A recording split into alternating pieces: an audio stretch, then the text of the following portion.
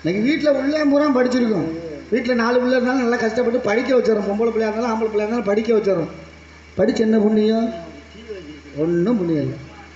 கற்றோருக்கு சென்ற இடமெல்லாம் சிறப்புடான்னா, இன்னைக்கு கற்றோருக்கு சென்ற இடமெல்லாம் சிறப்பு கிடையாது. பணம் வச்சிருந்தா தான் 10 பேர் நம்மளை சுற்றிக்கு நிற்பான். பணம் இல்லைன்னா ஒரு பய கூட எட்டி பார்க்க மாட்டான். பணம் பகையாளியாக இருந்தாலும் உறவாளி ஆக்கும். பணம் இல்லை என்றால் உறவாளியாக இருந்தாலும் பகையாளி ஆயிடுவான்.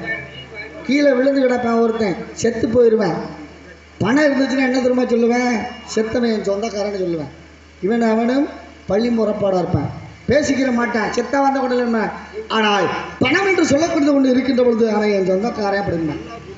பணம் இல்லை அப்படின்னா கீழே விழுந்து கிடந்த கூட தூக்க மாட்டான். வெறுமை தானே விழுந்து கிடக்கிறேன் அப்படின்னு தூக்க மாட்டான். அப்போ மனிதனுடைய வாழ்க்கையில பணம், காதல் என்று சொல்லக்கூடியது புனிதமான வார்த்தைடான்னு. காதல்னா என்ன?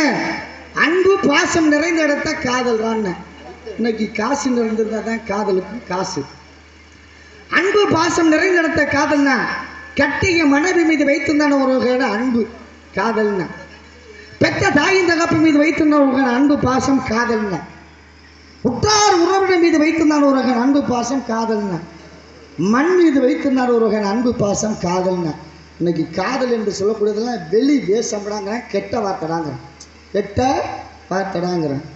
அப்போ காதல் எங்கே இருக்கு? காதல் இல்லை.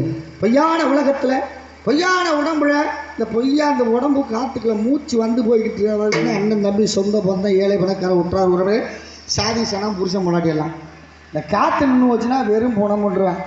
உடம்புக்குள்ள காற்று நின்று போனால் வெறும் போனமுன்றுவேன். அப்போ இந்த கண்ணுக்கு தெரியாத காற்றுக்கு உண்டான மதிப்பு மரியாதையும் கண்ணுக்கு தெரிந்த மனிதனுக்கு கிடையாது. அப்புறம் எங்கிட்டு மனிதன் இருக்கிற வரைக்கும் அண்ணன் தம்பி செத்து போனால் போனமுன்றுவேன், செத்து போனால் போனமுன்றுவேன். அண்ணன் செத்து போனால் தம்பி செத்து போனான்னு சொல்லுவானே, ஏண்டா போனத்தை போட்டிருக்கியா, தூக்க வேண்டியது வேலையை பாருங்கடா, அடுத்த வேலையை பார்க்கணும் அப்படிங்கிறார். அப்போ இந்த காற்றுக்கு உண்டான மதிப்பு மரியாதையும் மனிதனுக்கு இல்லை. பிறந்தம் இறந்தம் என்று இல்லாமல் பிறந்தம் ஏதாவது பண்ணணும், ஊருக்கு நல்லது பண்ணணும், நாட்டுக்கு நல்லது பண்ணணும், பெற்ற தாய் தகப்பனுக்கு நல்லது பண்ணணும் அப்படின்னு வாழணும். பிறப்பு என்று சொல்லக்கூடியது ஒரு சம்பவம், இறப்பு என்று சொல்லக்கூடியது மனிதனுக்கு ஒரு சரித்திரமாக இருக்கணும். அப்படிங்கிறதுக்காக வேண்டி காலத்தை நேரத்தை அனுசரிக்க இந்த பெண்களை பற்றி வர்ணிக்கும்னா